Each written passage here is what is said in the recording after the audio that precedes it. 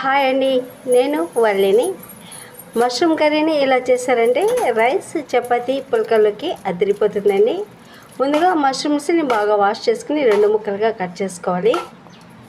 అలాగే 2 medium size ఉల్లిపాయలు, 2 medium size టమాటాలని కూడా చిన్న ముక్కలుగా కట్ చేసుకుని స్టవ్ ఆన్ చేసి పాన్ పెట్టి 5-6 చెంచాల వరకు ఆయిల్ వేసి హోల్ గరం మసాలా దినుసులు వేసి ఫ్రై చేయండి.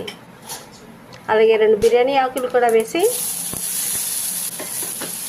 సన్నగా కట్ చేసుకున్న ఉల్లిపాయ తరుగు ఇంకా టమాటా తరుగు కూడా వేసి 2 నిమిషాల వరకు ఫ్రై చేయండి. ఇవి సాఫ్ట్గా మగ్గిన తర్వాత రుచికి సరిపడా ఉప్పు, పసుపు, కారం, ధనియాల పొడి, జీలకర్ర పొడి, గరం మసాలా, కాశ్మీరీ చిల్లీ పౌడర్ ఇవన్నీ వేసేసి బాగా టాస్ చేసుకుని 1 స్పూన్ అల్లం వెల్లుల్లి పేస్ట్ కూడా వేసి పచ్చివాసన పోయేదాకా వేయించుకున్న తర్వాత మష్రూమ్స్ని యాడ్ చేసుకుని మరొక నిమిషం పాటు బాగా కలిసేలాగా స్పైసెస్ అన్నీ ముక్కలకి పట్టేలాగా బాగా మిక్స్ చేసుకుని కొద్దిగా కొత్తిమీర, చిన్న టీ గ్లాస్ అంతా వాటర్ వేసి మూత పెట్టి మరొక 2 నిమిషాలు ఉడికించుకుంటే tasty and healthy masala mushroom curry తయారు.